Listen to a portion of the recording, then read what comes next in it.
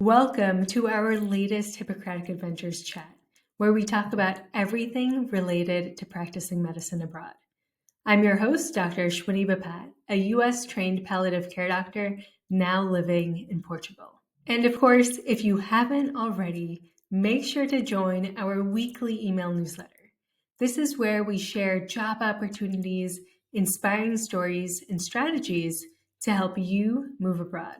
You can sign up at hippocraticadventures.com/subscribe. Today, I'm here with Dr. Rashida Oabi. She's a pediatrician originally from Nigeria who did her med school in Ghana and then completed residency in the US.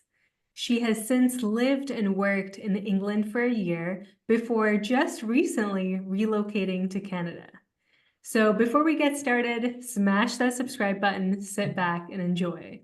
So, Rashida, tell me your story. You actually have an incredible story between Nigeria, Ghana, US, Canada, and the UK. You have lived Right. in many different places at I this point. have, yes. I've been around quite a bit, yeah. So tell me Yeah. your story and how did you end up in Canada? Okay, so yeah, so like you mentioned, I'm originally from Nigeria, and then I did my 6.5 years medical school in Ghana. And then I went back to Nigeria for a bit, worked there for a little bit, did my internship, and my youth service corps is what, we're supposed to do before going into practice. So I did that, and during that time, started preparing for my USMLE steps, all of that, and then finally, got into residency in the US in New Jersey. And I was there for 3 years doing my residency. So yeah, so the plan, so I'm married, my husband is also a doctor. The original plan going into everything was we're both going to go to the US, do our residency and kind of live in the US, but it didn't quite pan out that way. So he ended up in England, did his family medicine training there. Um, and so when I rounded up my residency training in the US, I moved over to England, to work, which I did for about a year.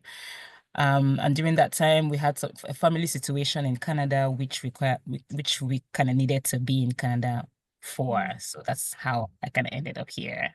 Okay. And so what was that transition like then going from residency? So you went to the England right after residency, is that right? Correct, Okay. correct, yes. So what was that transition like? Because US training isn't immediately accepted, so you probably had Right. to register with the GMC and all of that. Absolutely, absolutely. So it was pretty, like I mentioned, it wasn't the original plan. So it was a big change. Also, like the training is also very different. So in England, a general pediatric training is 8 years. And while in the US it's 3 years, and then subspecialty training is another 3 years. So I did my general PEDS training for 3 years, but switching over to the UK, that meant that I couldn't work as an attending in the UK because they don't have gen peds, outpatient gen peds. They're GPs, the family physicians see all kind of like the primary care cases. So all specialists work in the hospital, like secondary care and above. So that was what it meant for me, that I had to kind of a mindset change for the most part, where I had to work in the hospital as a registrar, at least in the start, while kind of figuring out the system and potentially moving on to a consultant level. So that was kind of the plan moving into there, was to do that registrar position for a little bit, and then after that, what there are different routes to going into that consultancy level. So I was going to try and figure out which route would work for me. But yeah, it's a bit of a change. You have to register with the GMC, so they get a couple of you have to fill out forms, you have to get certificates from all over, get your program director to kind of fill forms and certify that, you speak English and you're fluent in English, which I thought was interesting. But you have to kind of convince them that your training was in English and that you've been speaking English this entire time, in addition to, kind of all the clinical kind of things that to certify that you've been through some clinical steps, which then you'll get your GMC license for, which I, had to do for a couple months.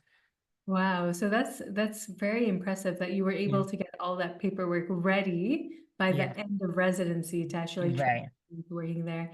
Right. So, can you remind, what is the registrar level? Because that terminology is different. So that terminology, it's different from the U. Technically it's kind of on the same level as a resident in the US, but the difference is in the UK you can have a non-training post. So whereas in England, if in the US, if you're a resident, then automatically you're in training, and after a certain number of years, then you become an attending. In the UK it's different. So you can have a training post where so you're in something for maybe 8 years as a pediatric registrar, planning to go on to a consultancy level, or you can be a non-training registrar, which is what I did. So with that, you're also working in a registrar resident level under a consultant, but you're not in training. So that's kind of the difference, yeah, Oh, between interesting. the So two you could systems. potentially be a registrar for like 20, 30 years. Yeah, absolutely, which some Like that people could be do. your career. That could be your Yeah, career. yeah, absolutely. Yeah, yeah. Yeah, so that's the difference in the system. That's So you cool. can be in a non-training post for any number of years that you like. Yeah. Okay. And Yeah. then now you've moved to Canada for family reasons, it sounds Right. like. So what was that transition like? So you are officially licensed to practice in the US. Now you've licensed to practice in the UK.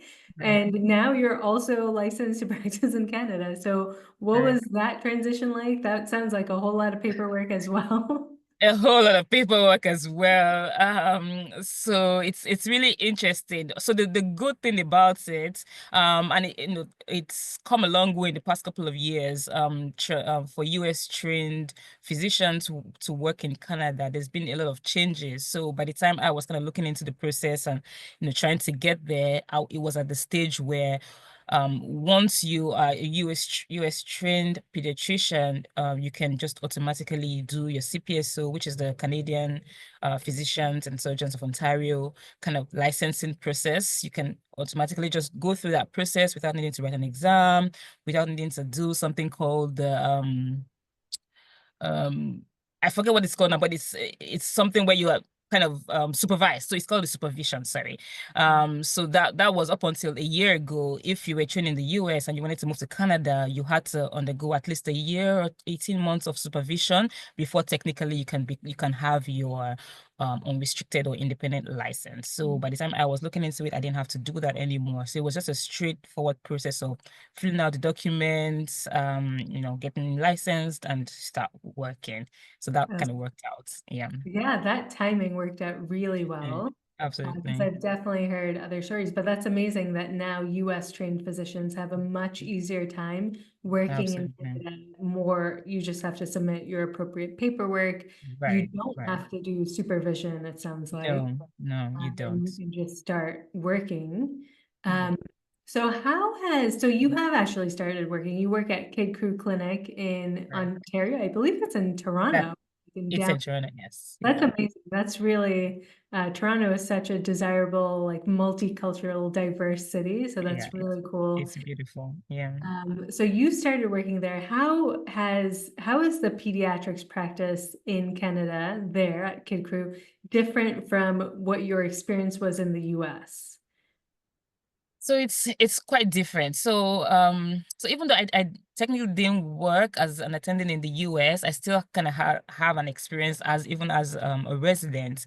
And in just comparing those two from what it is here, there's a lot of difference, to say the least. The most striking one obviously is there's a bit more of a flexibility. And for me, as a doctor, that kind of flexibility was just something that I have never been used to. Working in England, working in the US, the system is such that obviously you can choose your hours, you can choose what days you want to work, what hours you want to work, even what kind of patients you want to see. So there's a great deal of flexibility working in Canada. So because unlike the UK and the US where you're kind of paid, so either the government is paying you NHS in the UK or in US, whatever clinic you're working with or whatever hospitals, you're getting paid there. But here it's most of the time it's fee for service, where it's the government that's paying you for whatever service you're rendering, whatever patient kind of work you're doing. So because of that, there's flexibility. So whatever work you do, you get paid for that. And what you don't do, you don't get paid for that. So I thought that was really interesting. And that was a big plus for me. It was just something that, I never knew that doctors could kind of enjoy. So that was good coming in. That was the biggest thing for me. Yeah. That's amazing. And how is the how like in Canada everyone has health insurance, right? So yes, How does so that work? everyone is able to get health insurance, which was also kind of another big thing. Get the health insurance from the government, and that covers a lot of things. Most things actually covers, which is different from the US, where you kind of had to get your own kind of personal insurance or from work or something like that. So that's also very nice that you don't have to constantly be on the phone with the insurance company, which was something I thought was really weird starting in the US. Was how the insurance kind of dictated a lot of your management kind of practices, and they will tell you, oh, this is not covered, so you can't do this, and then you have to figure out, okay, what's covered, what can I do. You don't have that much, at least in my few weeks here. It's not something I've had to deal with at all. Like, you're just able to do referrals, you're able to prescribe medications without really having to worry, for the most part, that it won't be covered with the government insurance. So that's really good. Oh, that's amazing. I mean, I just think about the amount of time, like hours I've spent on the phone trying to get a Right, authorization, talking to right. insurance, justifying why this medication Exactly. is needed. So the fact that you don't Exactly. have to do that, that is a Yeah. huge time saver. That's just a frustration saver. But that's Absolutely. amazing. Yeah. And what has it been like to live in Toronto or in Ontario? Like I know it's been a very recent transition, so I know Right. you're just getting used to it, but what Right. has that been like? So for me, it's actually been really good. So like I mentioned, I have family here. So my sister lives here. I have sister-in-laws that live here. So, and that was kind of part of like the main reason for our move. So that has been very nice, just being in the same country with family and not having to travel, get visa to go visit family. So that for me, that's the hugest thing. But in addition to that, Toronto is also really beautiful. Like you mentioned, there's just a lot of diversity, different cultures, different ethnicities here, and it reflects in kind of the people that you're interacting with, the food, just the overall the environment. And I was telling my husband recently about just how many parks there are. There are literally like every 5 minutes there's a park, which is good because I have two kids, and they have a lot of energy and love to run around. So it's nice that there's a lot of kind of outdoor facilities for the kids and families. So that was another thing that I thought that is really beautiful, about, at least about Toronto, that I've seen so far. There's the popular Niagara Falls, which is just it's just a work of art. It's just really, yeah, it's just amazing. We've been there a couple of times and we really love it over there. So yeah, it's been challenging in its way, but it's also been, very, very, it's been a good decision so far. And what have been some of the challenges that you've noticed? Because your story is actually really interesting because you've made many transitions from one Yeah. country to another. So you're kind of used to moving to a certain extent. You're used to adapting to a certain extent, or you've had to. Right. Um, Right. so what has this kind of move to Canada? What have been some of the challenges that came up that I don't know if they're unique to moving to Canada or different, or they're just like, okay, this is what happens when I move to a different country. Are you wondering how you too can move abroad? Then you've got to download our freebie that walks you through the 3 steps to kickstart your own adventure. Head over to hippocraticadventures.com/subscribe. Yeah, no, so interestingly, so you would expect that I've moved quite a bit, but each time it's always just a headache for me personally. It's always there's a lot that goes into it, packing up from one place, having to get rid of a lot of things because you can't move them to another country, and then settling in another country and having to get all the same things all over again.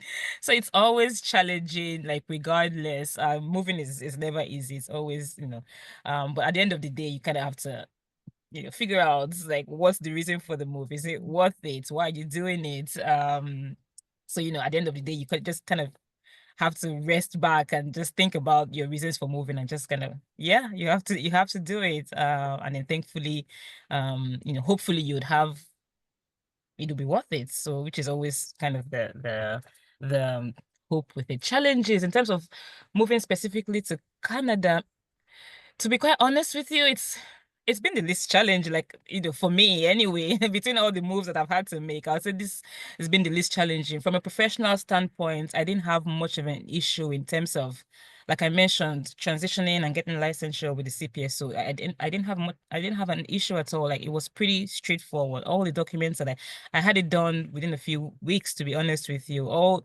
the documents that I needed, everything was just right there. And I think it also helped that I had just recently had to do something similar with the GMC. So kind of like my program, they were excellent. They were really on top of it. So I just had to be like, oh, actually, I did those exact things again, but to a different place.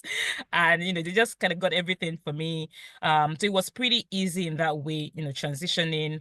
Um, in terms of licensure and the clinical and the professional aspects of it. And then personally as well, it was also relatively easy because again I have family here, so that made that part of the move also relatively easy for me in comparison to the other moves I've had to make in the past, where like I'm brand new in this place, I don't know anybody, I just kind of have to figure it out. I remember when I recently moved to the US for training, I had I had a 3-month-old at the time.